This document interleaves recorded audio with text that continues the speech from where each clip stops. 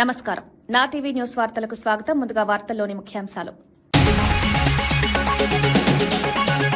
బండి సంజయ్ ఆరోపణలపై ఆది శ్రీనివాస్ ఫైర్. ఆధారాలు ఉంటే వెంటనే బయటపెట్టాలన్న డిమాండ్. నిరాధార ఆరోపణలు ప్రజాస్వామ్యానికి హానికరం. ప్రభుత్వం పారదర్శకతతో పనిచేస్తోందన్న విప్.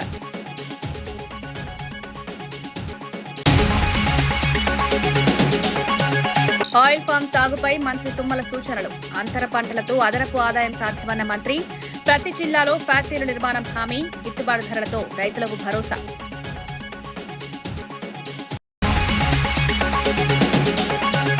వికారాబాద్ లో వైఎస్ షర్మిలకు ఘన స్వాగతం. వైఎస్ఆర్ విగ్రహానికి నివాళులర్పించిన నేత. పార్టీ బలోపేతంపై కార్యకర్తలకు పిలుపు. డీసీసీ శిక్షణలో పాల్గొన్న ఏపీసీసీ చీఫ్.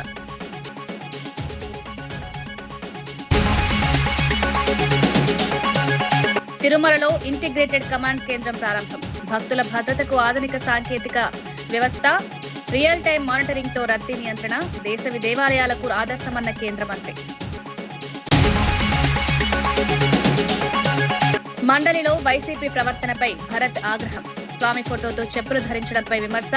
భక్తుల మనోభావాలు దెబ్బతిన్నాయన్న వ్యాఖ్య. దేవాలయ గౌరవం కాపాడాలన్న పిలుపు.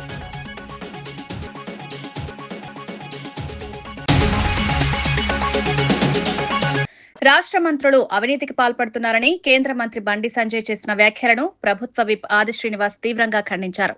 బాధ్యతాయుతమైన పదవిలో ఉన్న వ్యక్తి నిరాధార ఆరోపణలు చేయడం తగదన్నారు. మంత్రుల అవినీతిపై తన వద్ద ఉన్న ఆడియోలు, ఆధారాలు ఉన్నాయని బండి సంజయ్ చెబుతున్నారు. అవి నిజమైతే వెంటనే ప్రజల ముందుకు తీసుకురావాలని డిమాండ్ చేశారు. కేవలం రాజకీయ లాభం కోసం ఆరోపణలు చేయడం ప్రజాస్వామ్యానికి మంచిది కాదని పేర్కొన్నారు. గత ప్రభుత్వం చేసిన అప్పులు, అవినీతి అంశాలపై విచారణకు ప్రభుత్వం సిద్ధంగా ఉందని, ఆ విషయంలో బీజేపీ ఎందుకు మౌనం పాటిస్తోందని ప్రశ్నించారు. ఆధారాలు లేకుండా మంత్రుల ప్రతిష్టను దెబ్బతీయాలనే ప్రయత్నాలు సరికాదన్నారు. రాజకీయ చర్చలు వాస్తవాల ఆధారంగా ఉండాలని, ప్రజల్లో అపోహలు రేకెత్తించే విధంగా మాట్లాడకూడదని హితవు పలికారు. ప్రభుత్వం పారదర్శకతతో పనిచేస్తోందని స్పష్టం చేశారు.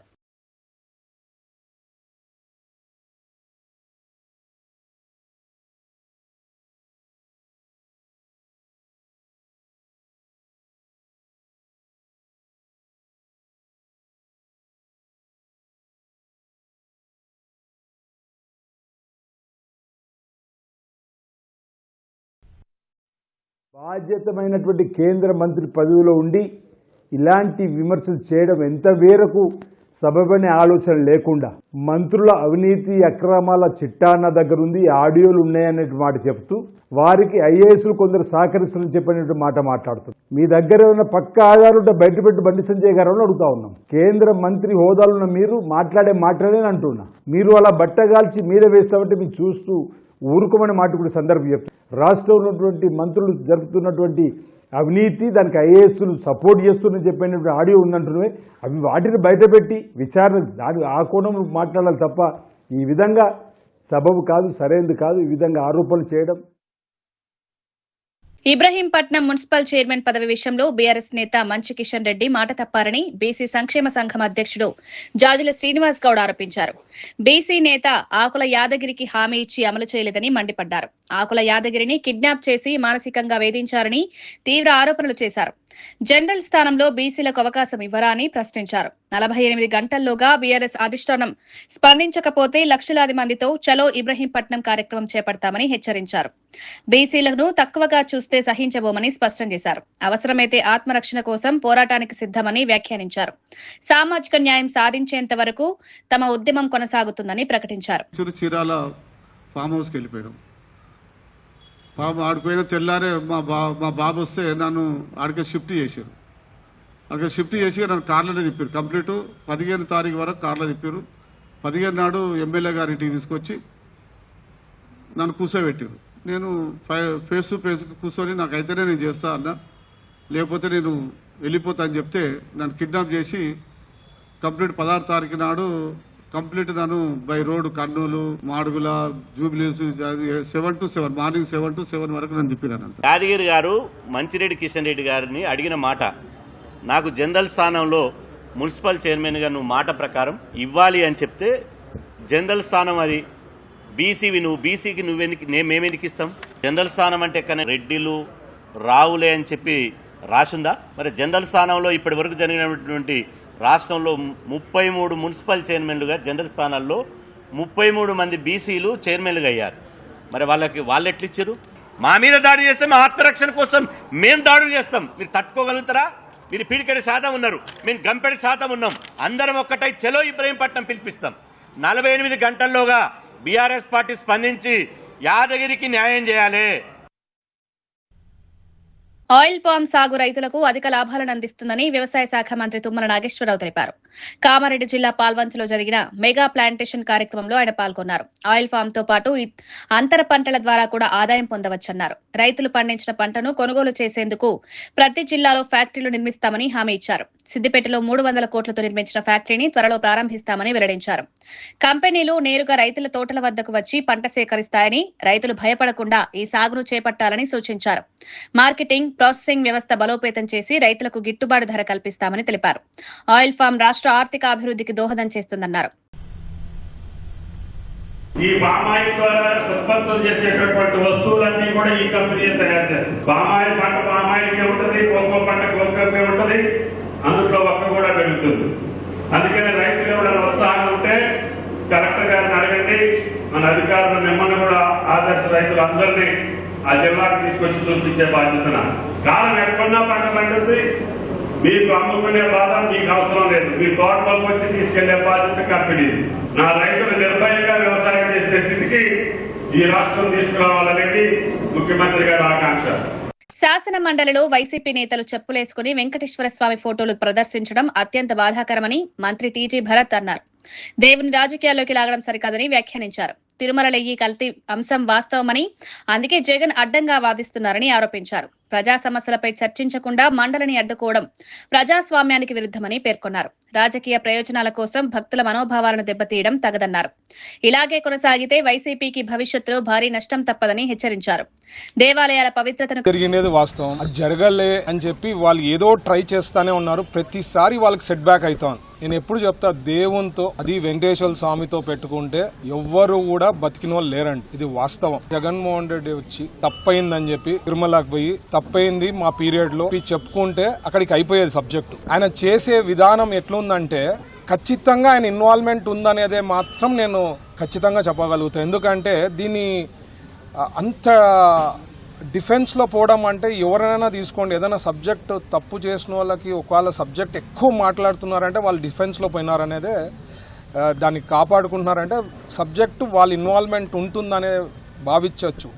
సో ఖచ్చితంగా నిన్న జరిగిండే చాలా చాలా చాలా బాధాకరం అండి. చెప్పులు వేసుకొని వెంకటేశ్వర స్వామిది పట్టాలు తీసుకొని కౌన్సిల్లో రావడము, లాస్ట్ 4 days నుంచి కౌన్సిల్ని జరగకపోవడము, అసలు ఎన్ని సబ్జెక్ట్స్ ఇంపార్టెంట్ సబ్జెక్ట్స్ ఉన్నాయండి. ఖచ్చితంగా దేవుడు శిక్ష ఇస్తాడు వీళ్ళకి. ఇప్పటికన్నా వాళ్ళకి బుద్ధి తేవాలా దేవుణ్ణి ప్రార్థించున్నాము. దేవుడు 2 నామాలు పెట్టారు మన 2024లో. ఇట్లే కంటిన్యూ అయితే సింగిల్ డిజిట్కి అవుతారు. స్వామి వారి పటాలను తీసుకెళ్లి వాటిని ఉపయోగించిన తర్వాత ఎక్కడ పడితే అక్కడ పడేయడం అనేది, అంటే మీ రాజకీయం కోసం దేవుణ్ణి వాడుకుంటారా? ఇప్పటి వరకు చరిత్రలో ఎప్పుడు ఇలాంటివి జరగలేదు. కానీ జగన్మోహన్ రెడ్డి గారు అత్యంత నీచంగా వాళ్ళు ఎటువంటి కార్యక్రమాలకైనా చేయడానికి సిద్ధంగా ఉన్నామని చెప్పడానికే నిన్నటి ఇది నిదర్శనం అని చెప్పి ఈ సందర్భంగా తెలియజేసుకుంటారు. కాలికి చెప్పులు, బూట్లు వేసుకుని స్వామివారి చిత్రపటంతో ర్యాలీ నిర్వహించిన వారు వెంటనే క్షమాపణ చెప్పాలని టీటీడీ బోర్డు సభ్యుడు భానుప్రకాష్ రెడ్డి డిమాండ్ చేశారు. భక్తుల మనోభావాలను దెబ్బతీసే విధంగా ప్రవర్తించడం సరికాదన్నారు.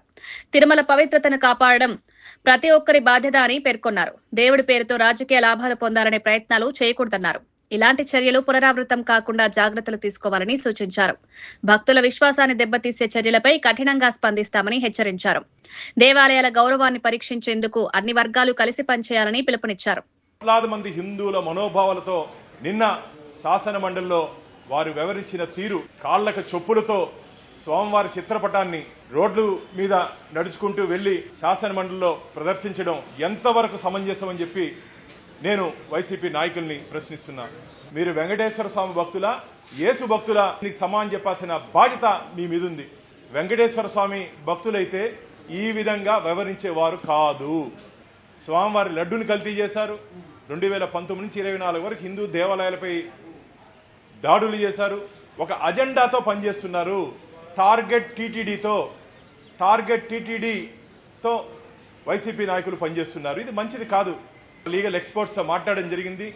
నిన్న వెంకటేశ్వర స్వామి చిత్రపటాన్ని చొప్పులేసుకొని రోడ్ల మీద బహిరంగంగా వారు తీసుకోబోవడాన్ని క్షమించరాని నేరం. వాళ్ళందరికీ లీగల్ నోటీసులు పంపించబోతున్నాం. వెంటనే జగన్మోహన్ రెడ్డి బహిరంగ క్షమాపణ చెప్పాలని చెప్పి నేను డిమాండ్ చేస్తున్నా. ఇదంతా తాడేపల్లి ప్యాలెస్ ని డైరెక్షన్స్ తో జరిగింది. అలిపిరి దగ్గరకు వచ్చి ముక్కుని నేలకి రాసి క్షమాపణ చెప్పాలి. చెప్పినా మీకు పాప పరిహారం ఉండదు మిత్రులారా. అబద్దాలకి కేర్ ఆఫ్ అడ్రస్ వైసీపీ. దాంట్లో మొదటిలో ఉన్నటువంటి వ్యక్తి భూమన కరుణాకర్ రెడ్డి గారు. పాత చొప్పు ఇయ్యండి ఆ నల్లరాయిని కొడతాను, పాత చొప్పు ఇయ్యండి వెంకటేశ్వర స్వామిని కొడతానని చెప్పిన వ్యక్తి కరుణాకర్ రెడ్డి. ఆయన మాట్లాడితే దెయ్యాలు వేదాలు వల్లించినట్టు ఉంది అంతే తప్ప కరుణాకర్ రెడ్డి గారు మాట్లాడే మాటల్లో వాస్తవాలు లేదు. అంటే నేను ఒకటే అడుగుతున్నా కరుణాకర్ రెడ్డి గారిని, వైవి సుబ్బారెడ్డి గారు ఆ నెయ్యి టెండర్ 371 అజెండాలో మార్పులు చేసినప్పుడు మీరు బోర్డు మెంబర్ కదా, ఆ రోజు as MLA X official member కదా, ఈ రోజు ఏదో దైవము దేవుడు ధర్మము దేవస్థానం మాట్లాడుతున్నావో ఆ రోజు ఎందుకు చిత్తశుద్ధి లేదు నీకు? ఇది మంచిది కాదు సుబ్బారెడ్డి గారు, దీన్ని పెట్టకూడదని చెప్పి బోర్డులో ఎందుకు ప్రశ్నించలేదు? దొంగలు ఒకటయ్యి ఈ రోజు మాకు నీతులు చెప్తారు మీరు. నీకు చిత్తశుద్ధి ఉంటే ఆ రోజే ప్రశ్నించి ఉండాలా. బోర్డు మీటింగ్ లో అజెండా నెంబర్ 371 ఆ గీ కొనుగోలులో మాడిఫికేషన్ చేసినప్పుడు ఇది మంచిది కాదని చెప్పి ఎందుకు ప్రశ్నించలేదు కరుణాకర్ రెడ్డి గారు? ఆ రోజు మౌనమురిమారి ఉండి ఈ రోజు ఏదో నీతివంతుడు మారిపోయి మాట్లాడుతుంటే ప్రజలు ఎవ్వరు మీ మాటల్ని స్వీకరించే పరిస్థితులు లేదు. మీరు హిందూ ద్రోహులుగా ఆంధ్రప్రదేశ్ రాష్ట్ర చరిత్రలో మిగిలిపోబోతున్నారు. కృత్రిమ మేధ సాంకేతికతతో భారత్ కొత్త దశలోకి అడుగు పెడుతోంది. భూమిపై ఉన్న డేటా సెంటర్లకే పరిమితం కాకుండా అంతరిక్షంలోనే ఏఐ డేటా సెంటర్ ని ఏర్పాటు చేయాలని దేశీయ డీప్ టెక్ క్లౌడ్ ప్లాట్ఫామ్ నీక్లోడ్ ప్రకటించింది. ప్రతిష్టాత్మక ఏఐ సమ్మిట్ వేదికగా ఈ ప్రణాళికను వెల్లడించింది. అంతరిక్షంలో డేటా ప్రాసెసింగ్ సదుపాయాలు ఏర్పాటు చేస్తే వేగం, భద్రత, సామర్థ్యం పెరుగుతాయని నిపుణులు చెబుతున్నారు. భూమిపై ఉండే పరిమితులను అధిగమించడానికి ఇది సహాయపడుతుందని పేర్కొన్నారు. రక్షణ, అంతరిక్ష పరిశోధన, వాతావరణ అంచనాలు, భారీ డేటా విశ్లేషణ వంటి రంగాల్లో ఇది కీలక పాత్ర పోషించనుంది. భారత్ ను గ్లోబల్ ఏఐ శక్తిగా నిలబెట్టాలనే లక్ష్యంతో ఈ ప్రాజెక్టు ముందుకు సాగుతోంది.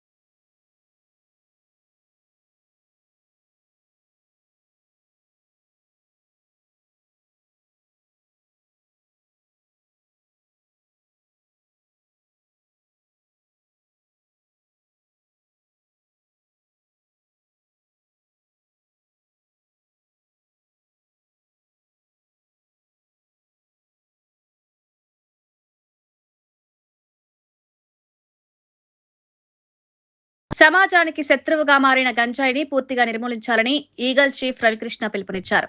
రాష్ట్ర ప్రభుత్వం వివిధ శాఖల సహకారంతో డ్రగ్స్ వ్యతిరేక పోరాటాన్ని బలోపేతం చేస్తున్నట్లు తెలిపారు. యువతను మత్తు పదార్థాల బారిన పడకుండా కాపాడడం ప్రధాన లక్ష్యమన్నారు. గంజాయి సాగు, రవాణా, విక్రయాలపై కఠిన చర్యలు తీసుకుంటున్నామని వెల్లడించారు. అవగాహన కార్యక్రమాలు, దాడులు, ప్రత్యేక నిఘా చర్యలు చేపడుతున్నట్లు చెప్పారు. కుటుంబాలు, విద్యా సంస్థలు, స్వచ్ఛంద సంస్థలు కలిసి పనిచేస్తేనే మత్తు వ్యవసాయాన్ని అరికట్టగలమన్నారు. యువత భవిష్యత్తు కోసం ఈ పోరాటం కొనసాగుతుందని స్పష్టం చేశారు. 45,000 షాపులను తనిఖీ చేయడం జరిగింది. ఈ ఖచ్చితంగా సుమారుగా ఒక 75 లక్షల రూపాయలు ఫైన్ కూడా వీటి ద్వారా ఇంపోజ్ చేయడం జరిగింది. చాలా యువత అప్రమత్తం అయ్యారు. ఈగల్ క్లబ్స్ ప్రారంభించడం జరిగింది. 40,000 విద్యా సంస్థల్లో 2025లో ఈగల్ ఆంధ్రప్రదేశ్ పోలీసులు ప్రత్యేకంగా 20 అస్త్రం లాంటిది. మీ ప్రాంతంలో గంజాయి ప్రవేశిస్తే దయచేసి 1972 కాల్ చేయండి. ఇది ఖచ్చితంగా ప్రతి గ్రామంలో చర్చించుకోవాలి, ప్రతి వీధిలో చర్చించుకోవాలి. మీ గ్రామంలోకి కానీ, మీ వాడలోకి కానీ, మీ బడిలోకి కానీ, మీ కాలేజీలోకి కానీ, మీ ఇంట్లోకి కానీ ధైర్యంగా 1972 కాల్ చేయండి. ఎక్కడా కూడా మీ వివరాలు బయటికి చెప్పం, చాలా గోప్యంగా ఉంచుతాం. తిరుమల శ్రీవారి ఆలయ వైకుంఠ క్యూ కాంప్లెక్స్ లో సీఎం చంద్రబాబు ప్రారంభించిన ఇంటిగ్రేటెడ్ కమాండ్ సెంటర్ ఆదర్శప్రాయమని కేంద్ర మంత్రి రామ్మోహన్ నాయుడు అన్నారు. భక్తుల భద్రత, రద్దీ నియంత్రణ, సేవల సమన్వయం కోసం ఈ కేంద్రం కీలకమని పేర్కొన్నారు. ఆధునిక సాంకేతిక పరిజ్ఞానంతో రూపొందించిన ఈ వ్యవస్థ ద్వారా రియల్ టైం మానిటరింగ్ సాధ్యమవుతుందని తెలిపారు. భక్తులకు మెరుగైన అనుభవం కల్పించడమే లక్ష్యమని వివరించారు. దేశంలోని ఇతర ప్రధాన దేవాలయాలు కూడా ఇలాంటి నమూనాను అనుసరించవచ్చని అభిప్రాయపడ్డారు. తిరుమల అభివృద్ధిలో ఇది కీలక మైలురాయిగా నిలుస్తుందన్నారు.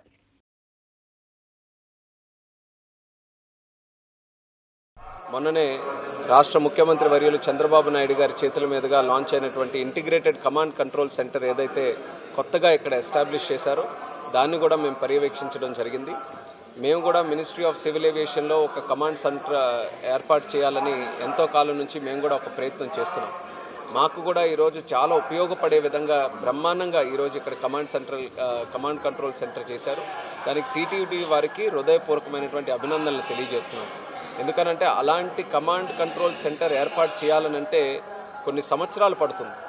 కానీ భక్తులు కలిసి, ఎన్ఆర్ఐస్ కొంతమంది అందరూ కలిసి ఇక్కడ ఉన్నటువంటి పరిస్థితులు గమనించి ఈరోజు ఉండే టెక్నాలజీని, ముఖ్యంగా ఏఐని వాడుకొని భక్తులందరికీ కూడా తక్కువ సమయంలో మంచి ఫెసిలిటీస్తో స్వామివారి దర్శనం చేసుకునే విధంగా, ఇబ్బంది లేకుండా చేసుకునే విధంగా ఈ యొక్క కమాండ్ కంట్రోల్ సెంటర్ ఏర్పాటు చేయడం అనేది చాలా గొప్ప ఎడిషన్ మన తిరుమల తిరుపతి దేవస్థానంకి. మేము కూడా ప్రత్యేకంగా ఈ యొక్క మోడల్ స్టడీ చేస్తాం. ఏ టీమ్స్ అయితే దీని మీద వర్క్ చేసాయో వాళ్ళతో కూడా ఇంటరాక్ట్ అయ్యి ప్రధానమంత్రి నరేంద్ర మోదీ గారి తాలూకు ఆధ్వర్యంలో fastest growing sector in the country ఈరోజు సివిల్ ఏవియేషన్ ఉంది. అలాగే భవిష్యత్తులో మరొక 20 సంవత్సరాలు కూడా ప్రతి సంవత్సరం 10% గ్రోత్ రేట్తో ఈ యొక్క సెక్టర్ ముందుకు నడవబోతుంది. ఈరోజు ఒక గొప్ప లెర్నింగ్ మాకు ఇక్కడ కమాండ్ కంట్రోల్ సెంటర్ది. అలాగే ఈరోజు ప్రత్యేకంగా ఈ యొక్క దర్శనం కూడా చాలా చక్కగా చేసినందుకు మన వెంకయ్య గారికి కూడా ప్రత్యేక ధన్యవాదాలు తెలియజేస్తున్నాం. చంచల్గూడ జైల్లో ఉగ్రకుట్ర జరుగుతోందన్న వార్తలు వదంతులేనని జైళ్ల శాఖ డీఐజీ శ్రీనివాస్ స్పష్టం చేశారు. జైల్లో లష్కరే తోయిబా ఖైదీ జాహిద్ ఒక్కడే ఉన్నాడని తెలిపారు. అతనిపై కఠిన నిఘా కొనసాగుతుందని పేర్కొన్నారు. నిర్ధారణ లేని వార్తలను ప్రసారం చేయవద్దని మీడియాను కోరారు. జైలు భద్రతపై ఎటువంటి ఆందోళన అవసరం లేదన్నారు. అన్ని భద్రతా చర్యలు కట్టుదిట్టంగా అమల్లో ఉన్నాయని వివరించారు. జాతీయ భద్రతా అంశాల్లో అపోహలు రేకెత్తించే సమాచారాన్ని జాగ్రత్తగా చూడాలని సూచించారు. వదంతులన్నీ కూడా సర్క్యులేట్ చేస్తున్నారు. దానికి సంబంధించి రీసెర్చ్ డిపార్ట్మెంట్ తెలంగాణ తరఫున నేను చెప్పదలుచుకున్నది ఒకటే,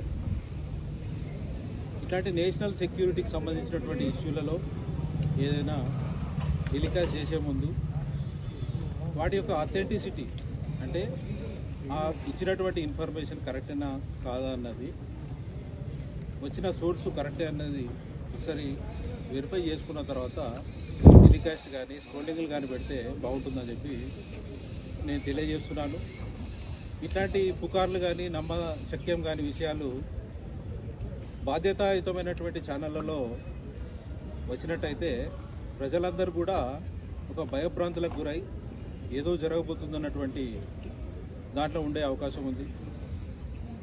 దాన్ని దూరం చేయడానికే ఈరోజు సడన్గా ప్రెస్ మీట్ అన్నది మీ అందరినీ కూడా పిలవడం జరిగింది. ఇందుకు సంబంధించి నేను చెప్పదలుచుకున్నది ఏంటంటే, చంచల్గూడ జైలు నుండి మీరు చెప్పినట్టు లష్కరే తోయిబా కానీ అట్లాంటి ఉగ్రవాదులు ఓన్లీ ఒకరే ఒకరు ఉన్నారు. ఆ జాహిద్ అనే వ్యక్తి ఒకరే ఉన్నారు. వారు ములాఖాతులు కూడా వారి భార్య తప్ప మిగతా ఎవరు కూడా రారు. వచ్చినా కానీ అత్యంత సర్వేలెన్స్లో ఇవన్నీ కూడా రికార్డ్ చేయడం. వికారాబాద్ లో డీసీసీల శిక్షణ కార్యక్రమానికి వెళ్తున్న ఏపీసీసీ చీఫ్ వైఎస్ షర్మిలకు చేవెళ్ల వద్ద ఘన స్వాగతం లభించింది. స్థానిక ఎమ్మెల్యే కాళ యాదయ్య ఆమెను ఆహ్వానించారు. మహానేత వైఎస్ రాజశేఖర రెడ్డి విగ్రహానికి పూలమాల వేసి నివాళులర్పించారు. పార్టీ బలోపేతం, క్యాడర్ శక్తివంతం చేయడంపై ఆమె దృష్టి సారించారు.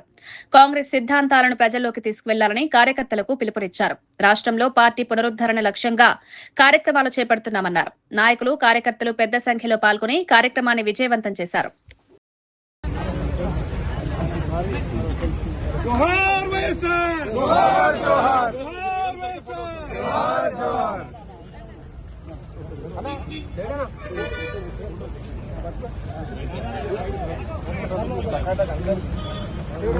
అన్న శ్రీకాంతం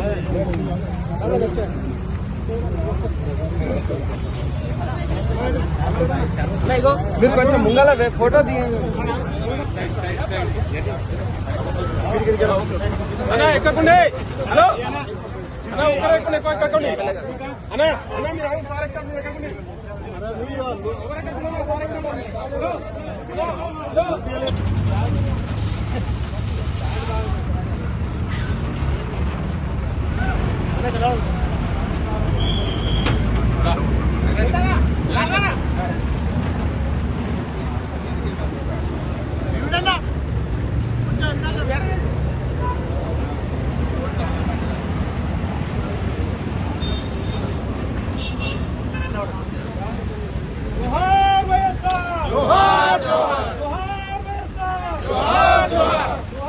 వార్తలు ముగించే ముందు ముఖ్యాంశాలు మరోసారి.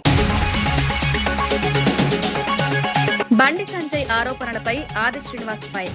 ఆధారాలు ఉంటే వెంటనే బయటపెట్టాలన్న డిమాండ్. నిరాధార ఆరోపణలు ప్రజాస్వామ్యానికి హానికరం. ప్రభుత్వం పారదర్శకతతో పనిచేస్తోందన్న విప్.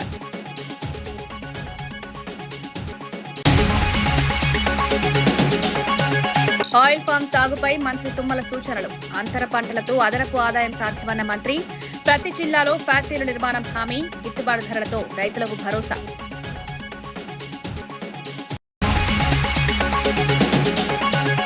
వికారాబాద్ లో వైఎస్ షర్మిలకు ఘన స్వాగతం. వైఎస్ఆర్ విగ్రహానికి నివాళులర్పించిన నేత. పార్టీ బలోపేతంపై కార్యకర్తలకు పిలుపు. డీసీసీ శిక్షణలో పాల్గొన్న ఏపీసీసీ చీఫ్.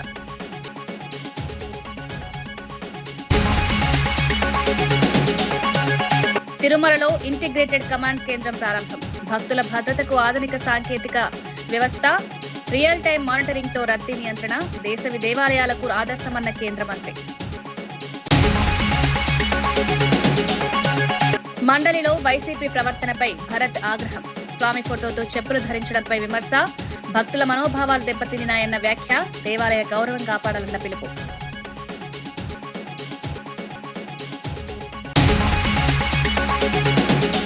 ఇవి ఈనాటి వార్తా విశేషాలు. మరో బులెటిన్లో మళ్ళీ కలుద్దాం. నమస్కారం.